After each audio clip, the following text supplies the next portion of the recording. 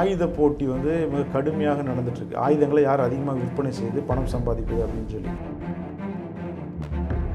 43% ஆயுதங்கள் அமெரிக்காவினுடைய ஆயுதங்கள். சரி, அவங்க வந்து F-16 ஃபைட்டர் ஜெட்டு, F-35C இந்த மாதிரி பல வேரியன்ட்ஸ் ஃபைட்டர் ஜெட்டை வந்து தயாரித்து விற்பனை செய்கிறாங்க. அதுவுமே அவங்க எல்லாத்துக்கும் விற்பனை செய்கிறதில்ல. அவங்களோட இணங்கி யார் அவங்க பேச்ச கேட்குறாங்களோ அவங்களுக்கு தான் அவங்க விற்பனை செய்கிறாங்க. இந்தியாவினுடைய ஆயுதங்கள் பிரான்ஸோடது, பாகிஸ்தானுடைய ஆயுதங்கள் சீனாவோடது. அப்போ இது ரெண்டுக்கு சண்டை போடும்போது எந்த ஆயுதம் வந்து அப்பர் ஹேண்டு எடுக்குது? ராய்ட்டர் தான் வந்து இந்தியாவினுடைய ஜெட் தாக்கப்பட்டது, குறிப்பாக ரஃபேல் தாக்கப்பட்டதுங்கிற விஷயத்தை வந்து ஸ்ப்ரெட் பண்ணுறாங்க ராய்ட்டர். ரெண்டாவது அமெரிக்காவினுடைய CNN. இப்போ ஏன் இவங்க ரெண்டு பேரும் இதை ஸ்ப்ரெட் பண்ணுறாங்க அப்படிங்கிற விஷயம் இப்போ தான் தெரியுது. ஏன்னா அவங்களுடைய F-16 அந்த விமானங்கள் விற்பனை ஆகணும்னு சொல்லி சொன்னால் ஃப்ரான்ஸுடைய அந்த ப்ராடக்டை வந்து நம்ம டேமேஜ் பண்ணணும். ஏன்னா இப்போ போட்டி வந்து ரஃபேலுக்கும் இதுக்கு தான். அப்போ வந்து ரஃபேல் தாக்கப்பட்டதுன்னு ஒரு நியூஸை ஸ்ப்ரெட் பண்ணணும்னு சொல்லி சொன்னால் அது வந்து அமெரிக்காவினுடைய மார்க்கெட்டை வந்து இன்க்ரீஸ் பண்ணும், அமெரிக்க ஆயுத விற்பனை அதிகரிக்கும்னு சொல்லி அவங்க அப்படி ஒரு நியூஸை. நேயர்களுக்கு வணக்கம். நான் RJ பரணி. உன் பார்வையில் 1000 அப்படிங்கிற இந்த நிகழ்ச்சியில் ஊடகவியலாளர் முகமது இஸ்மாயில் அவர்கள் சார், இப்போது ரீசெண்ட் டேஸில் நம்ம லாஸ்ட்டாக ஒரு இன்டர்வியூ எடுத்து போட்டிருந்தோம். ஸோ அந்த வீடியோ வந்து நம்மளே ரிமூவ் பண்ண வேண்டிய ஒரு சிச்சுவேஷனுக்கு தள்ளப்பட்டோம். அதை பற்றி நீங்கள் என்ன நினைக்கிறீங்க? ஃபஸ்ட் என்னோடய கேள்வி இதுதான். அந்த வீடியோவில் நாம் வந்து எதுவுமே தப்பாக பேசலை. நாம் வந்து முழுக்க நம்ம நாட்டு இராணுவத்துக்கு ஆதரவாக தான் நம்ம வந்து அந்த வீடியோவில் பேசியிருந்தோம். ஆனாலும் கூட பார்த்தீங்கன்னா சிலர் வந்து அந்த நம்ம பேசுனது வந்து தப்பாக புரிஞ்சுக்கிட்டோ அல்லது வேண்டுமென்றோ பார்த்தீங்கன்னா அதில் வந்து தவறான கமெண்டுகளை போட ஆரம்பிச்சிட்டாங்க. இந்த வீடியோ நம்ம போட்டோன்னே பார்த்தீங்கன்னா நைட்டு போட்டோம், அதிகாலை வரைக்கும் பெருசாக வியூஸ் போகலை. அதிகாலை நேரத்தில் பார்த்தீங்கன்னா அந்த வீடியோ வந்து பயங்கர வைரல் ஆகி சில மணி நேரங்களே 10,000 வியூஸுக்கு மேலே, அதாவது 1 ஹவர்லேயே 10,000 வியூஸுக்கு மேலே போயிடுச்சு. ½ அன் ஹவர்லேயே போய் அது தொடர்ந்து வைரல் ஆக ஆரம்பிச்சிடும். நிறைய கமெண்ட்ஸ் வந்து வர ஆரம்பிச்சிருச்சு.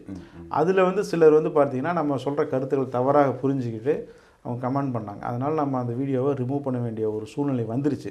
ஆனால் பட் அந்த வீடியோவுடைய தொடர்ச்சியாக நாம் வந்து நம்ம அந்த வீடியோவில் என்ன பேசணுமோ அது தொடர்ந்து தான் அதை சார்ந்து தான் இந்தியாவினுடைய நம்ம அரசாங்கமும் அதே போல் இராணுவ தளபதிகளும் அது சம்மந்தமாக நிறைய கேள்விகளுக்கு அவங்க பதில் சொல்லியிருக்கிறாங்க, நம்ம பார்க்க முடியுது. எனவே நம்ம அந்த வீடியோவில் எதுவுமே தவறாக பேசலை. இப்போது அடுத்து இன்னொரு கேள்வி சார். ரஃபேல் விமானம் தொடர்பாக இந்திய இராணுவ தளபதி ஒரு பேட்டி கொடுத்திருந்தாரு. அதனுடைய பின்னணி என்னவா இருக்கும் சார்? நம்ம பேசின விஷயம் தான் அவர்கிட்ட கேள்வியாகவே கேட்டாங்க. இராணுவ தளபதிட்டே வந்து ஒரு கேள்வியை கேட்குறாங்க. என்ன அப்படின்னா, நம்ம இந்தியாவினுடைய ரஃபேல் விமானம் தாக்கப்பட்டிருக்கா, அப்படி ஒரு செய்தி வந்துட்டு இருக்குல்ல, அதை பற்றி சொல்லுங்கள் அப்படின்னு சொல்லும்போது அவர் ரொம்ப தெளிவாக சொல்கிறாரு. நம்முடைய நோக்கம் அந்த முகாம்களை, தீவிரவாத முகாம்களை அழிப்பது தான். அதை நம்ம செஞ்சிட்டோம். போரில் வந்து இழப்புகள் ஏற்படத்தான் செய்யும், அது இயல்பு. ஆனால் நம்முடைய விமானிகள் அனைவருமே வந்து பத்திரமாக திரும்பிட்டாங்க அப்படிங்கிற விஷயத்தை அவர் தெளிவுபடுத்தியிருக்கிறார். இதில் நம்ம இதை என்ன எடுத்துக்கணும் அப்படின்னு சொல்லி சொன்னால், ரஃபேல் விமானம் தாக்கப்பட்டதா இல்லையாங்கிற அந்த விவாதத்துக்குள்ளே நீங்கள் போகாதீங்க, நம்ம இந்தியர்கள் போக தேவையில்லை அப்படிங்கிறத அவர் சொல்லியிருக்கிறார். நாமளும் அதை ஃபாலோ பண்ணுறத நல்லதுன்னு நினைக்கிறேன். சார், இப்போ இந்தியா பாகிஸ்தான் போர் இருக்குதுங்களா, உலக ஆயுத நிறுவனங்களுடைய சோதனை முயற்சி அப்படின்னு சொல்லப்படுது. இந்த ஒரு விஷயத்தை நீங்கள் எந்த ஒரு கண்ணோட்டத்தில் பார்க்குறீங்க? இது நம்ம ஏற்கனவே பேசின அந்த வீடியோவினுடைய ஒரு தொடர்ச்சியாக நம்ம எடுத்துக்கலாம். இப்போ என்னென்னா, இந்தியா ஒரு விமானத்தை, போர் விமானத்தை பயன்படுத்துகிறாங்க, பாகிஸ்தான் ஒரு போர் விமானத்தை பயன்படுத்துகிறாங்க. நம்ம இந்தியாவினுடைய போர் விமானம் பிரான்ஸ் நாட்டினுடைய ரஃபேல் நிறுவனத்துக்கு சொந்தமானது. சரிங்களா? இப்போ வந்து உலக அளவில் பார்த்தீங்கன்னா ஆயுத போட்டி வந்து மிக கடுமையாக நடந்துட்டுருக்கு. ஆயுதங்களை யார் அதிகமாக விற்பனை செய்து பணம் சம்பாதிப்பது அப்படின்னு சொல்லி அமெரிக்கா தான் வந்து உலகம் முழுக்க கிட்டத்தட்ட விற்பனை ஆகக்கூடிய ஆயுதங்களில் 43% ஆயுதங்கள் அமெரிக்காவினுடைய ஆயுதங்கள். சரிங்களா? அவங்க வந்து F-16 ஃபைட்டர் ஜெட்டு, F-35C இந்த மாதிரி பல வேரியன்ட்ஸ் ஃபைட்டர் ஜெட்டை வந்து தயாரித்து விற்பனை செய்கிறாங்க. அதுவுமே அவங்க எல்லாத்துக்கும் விற்பனை செய்கிறதில்ல.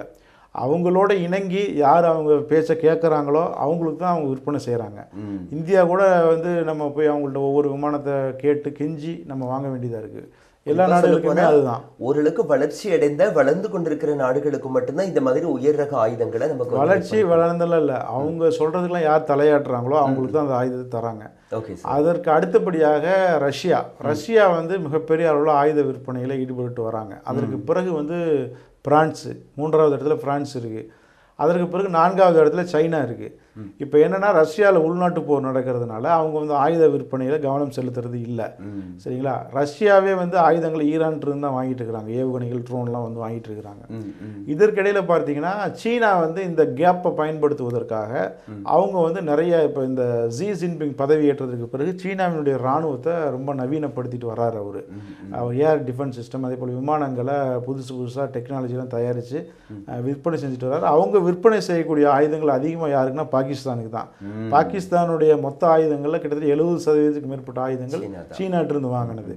அப்போ இது எப்படி ஆயிடுச்சு அப்படின்னா, இந்தியாவினுடைய ஆயுதங்கள் பிரான்ஸோடது, சீனாவினுடைய பாகிஸ்தானுடைய ஆயுதங்கள் சீனாவோடது. அப்போ இது ரெண்டுக்கும் சண்டை போடும்போது எந்த ஆயுதம் வந்து அப்பர் ஹேண்டு எடுக்குது அப்படிங்கிறத பார்த்துட்டு அதனுடைய மார்க்கெட் ஏறி இருக்கு. உதாரணத்துக்கு பாகிஸ்தானுடைய அந்த போர் விமானத்தை தயாரிக்கக்கூடிய ஜெங்டு அப்படின்னு நான் நினைக்கிறேன், அது வந்து அரசாங்க நிறுவனம், அதுதான் போர் விமானம் தயாரித்து பாகிஸ்தான் விற்கிறாங்க.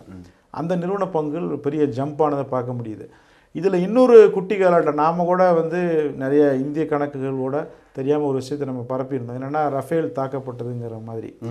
அதை வந்து யார் வந்து கிளப்பி விட்டதுன்னா 2 நிறுவனங்கள். ஒன்று ராய்ட்டர் தான் வந்து இந்தியாவினுடைய ஜெட் தாக்கப்பட்டது, குறிப்பாக ரஃபேல் தாக்கப்பட்டதுங்கிற விஷயத்தை வந்து இது பண்ணுறாங்க, ஸ்ப்ரெட் பண்ணுறாங்க ராய்ட்டர். ரெண்டாவது அமெரிக்காவினுடைய CNN. இப்போ ஏன் இவங்க 2 பேரும் இதை ஸ்ப்ரெட் பண்ணுறாங்க அப்படிங்கிற விஷயம் இப்போ தான் தெரியுது. ஏன்னா அவங்களுடைய F-16 அந்த விமானங்கள் விற்பனை ஆகணும்னு சொல்லி சொன்னால் ஃப்ரான்ஸுடைய அந்த ப்ராடக்டை வந்து நம்ம டேமேஜ் பண்ணணும். ஏன்னா இப்போ போட்டி வந்து ரஃபேலுக்கும் இதுக்கும் தான். அதனால் சைனா வந்து போட்டியில் இல்லை.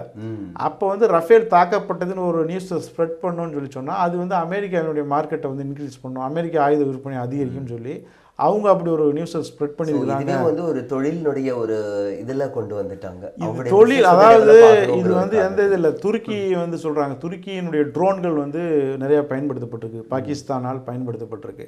அப்போ அதை ஏன் அப்படின்னு சொல்லி பார்க்கும்போது துருக்கி இப்போ ஆயுத விற்பனையில் தீவிரமாக இறங்கியிருக்கிறாங்க. அந்த ட்ரோனை வச்சு அவங்க பரிசோதனை பண்ணுறாங்க. இப்போ இந்தியா பாகிஸ்தான் போரை வச்சு இவங்க ஆயுதங்களை பரிசோதனை பண்ணியிருக்கிறாங்க. இதை வந்து நம்ம இந்தியாவினுடைய முன்னாள் தலைமை நீதிபதி மார்கண்டேய கட்ஜுவே காமெடியாக அவருடைய ஃபேஸ்புக் தளத்தில் போட்டிருக்கிறார். சரிங்களா? இப்போ என்னென்னா துருக்கியும் வந்து ஒரு போர் விமான தயாரிப்பில் இறங்கியிருக்கிறாங்க. துருக்கியினுடைய நவீன போர் விமான ஜெட்டு தயாரிப்பில் துருக்கி இறங்கிட்டாங்க. சவுதி அரேபியா வந்து ரஃபேல் விமானத்துக்கு ஆர்டர் கொடுத்துருக்குறாங்க. ஐக்கிய அரபு அமீரகம் 80 ரஃபேல் விமானத்துக்கு ஆர்டர் கொடுத்துருக்குறாங்க. இப்போ இவங்க வந்து என்னென்னா இந்த ரஃபேல் அடி வாங்கிடுச்சுன்னு சொல்லி தெரிஞ்சவுடனே இப்போ துருக்கிக்கு வந்து அவங்க அதிகமாக சப்போர்ட் பண்ண ஆரம்பிச்சிருக்கிறாங்க அப்படின்னு ஒரு தகவல். துருக்கியினுடைய ஜெட்டை வந்து டெவலப் பண்ணி அதுக்கான நிதி ஃபண்டை கொடுத்து அதை உற்பத்தி வந்து துரிதப்படுத்துவதற்கு சவுதியும் வந்து ஐக்கிய அரபு அமீரகமும் களத்துக்கு வந்திருக்கிறாங்க. அப்போ என்னென்னா முழுக்க இந்த மக்களுடைய உயிரிழப்பை பயன்படுத்தி இவங்க வந்து ஆயுத விற்பனையை அதிகரிச்சுட்டு இருக்கிறாங்க அப்படிங்கிறத நம்ம பார்க்க முடியுது. ஓகே சார், இப்போது இந்த இந்தியா பாகிஸ்தானுடைய இந்த போர் பார்த்தீங்கன்னா அமெரிக்க அதிபர் டொனால்ட் ட்ரம்ப் தான் நிறுத்தினாரு அப்படின்னு சொல்கிறாங்க. ஸோ இதனோட பின்னணி என்னவா இருக்கும் சார்? இப்படி இதனுடைய பின்னணி வந்து என்னவாக இருந்தாலுமே அது ஒருவேளை ஒரு வாதத்திற்காக அது உண்மையாக இருந்தாலுமே அதை வந்து நாம் வந்து பெருசாக அப்ஜெக்ஷன் பண்ணுங்கிற அவசியம் இல்லை. ஏன்னா ஒரு நல்ல விஷயத்தை தான் அவர் பண்ணியிருக்கிறார், தப்பி தவறி ஏதோ ஒரு நல்ல விஷயம் தான் அவர் பண்ணியிருக்கிறாரு. அதனால் முதல் கட்டமாக அதை நம்ம வரவேற்கலாம். அவர் ஒருவேளை பண்ணியிருந்தாலுமே அது வரவேற்கத்தக்க ஒன்று தான். ரெண்டாவது, நம்ம இந்திய இறையாண்மையை நம்ம பார்க்கும்போது ஒரு வெளிநாட்டு சக்தி வந்து நம்முடைய டெசிஷன் மேக்கிங்கில் வந்து தலையிடக்கூடாது. ஏன்னா இதற்கு முன்பு வந்து இந்திரா காந்தி வந்து யார் சொல்கிறதையும் அவங்க கேட்க மாட்டாங்க. ஒரு இரும்பு மங்கை நம்ம ஏன் சொல்கிறோன்னா அவங்க யார் சொல்கிறதையும் கேட்காம அவங்க என்ன டிசைட் பண்ணுறாங்களோ அதுதான். ஆனால் வந்து இப்போ நாம் வந்து அதாவது ட்ரம்ப் சொல்கிறத கேட்டுட்டு இந்த போரை நிறுத்திட்டோம் அப்படிங்கிற மாதிரி உலக அளவில் ஒரு செய்தி வந்து பரவிட்டு இருக்குது. மோடி வந்து அதை பற்றி 8 மணி உரையில் கூட பெருசாக அதை பற்றி எதுவும் சொல்லலை. அதை வந்து அப்படி தவிர்த்துட்டு அவர் போனதை பார்க்க முடியுது. ஆனால் மோடியுடைய பேச்சு ஒரு மாதிரி இருக்குது, இராணுவத்தினுடைய பேச்சு ஒரு மாதிரி இருக்குது. நாம் வந்து இராணுவத்தை தான் நம்ம ஆதரிக்கிறோம். ஏன்னா நம்மளுடைய வீடியோவில் கூட நம்ம அதான் நம்ம திரும்ப சொல்கிறோம். இராணுவத்தை நம்ம 100க்கு 200% நம்ம ஆதரிக்கிறோம், ஆதரித்து ஆகணும். அதை தவிர்த்துட்டு வேறு வழியை ஒவ்வொரு இந்திய குடிமகனுமே இராணுவம் என்ன டெசிஷன் எடுக்கிறாங்களோ ஆதரிக்கணும். அவங்க தான் களத்தில் போய் சண்டை போடுறாங்க. கண்டிப்பாக அரசியல்வாதிகள் வந்து கிடையாது. இன்றைக்கி இவர் இருப்பார், நாளைக்கு இன்னொருத்தர் வருவார். இவங்க அரசியலுக்காக எதுனாலும் பேசுவாங்க. அதனால் நாம் வந்து இராணுவத்தின் பக்கம்தான் நம்ம நின்று அந்த கருத்துக்கள் நம்ம சொன்னோம். இப்போ அதே மாதிரி இன்னொரு முக்கியமான ஒரு கேள்வி என்னென்னா, பாகிஸ்தான் வந்து காஷ்மீரில் அதிகப்படியான தாக்குதலை நடக்கிறதையும் நம்மளால் செய்திகளில் பார்க்க முடியுது, கேள்விப்பட முடியுது. இதுக்கான காரணம் என்ன சார்? அதாவது இந்த பாகிஸ்தான் எவ்வளவு மோசமான நாடு அப்படிங்கிறதுக்கு இந்த போர் வந்து ஒரு நல்ல உதாரணம். இப்போ தீவிரவாதிகள் வந்து மதத்தை கேட்டு மக்களை வந்து சுட்டு கொன்னாங்க அப்படிங்கிற அந்த செய்தி நம்ம பார்த்தோம்.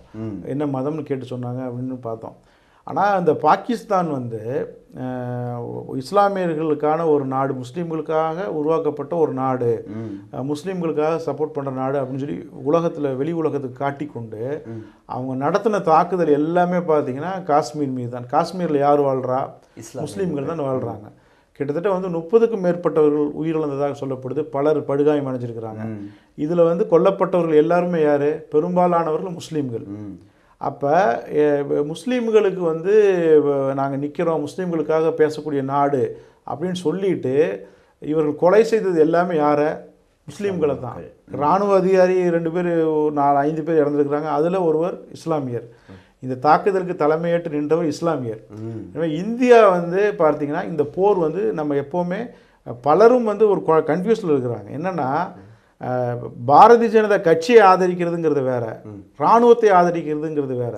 கண்டிப்பாக இராணுவம் வந்து போர் தொடங்கிடுச்சு அப்படின்னு சொல்லி சொன்னால் இராணுவம் அதனுடைய முடிவுகளை வந்து அரசியல்வாதிகளோட சம்மதத்தோடு அவங்க தன்னிச்சையாக தான் எடுப்பாங்க.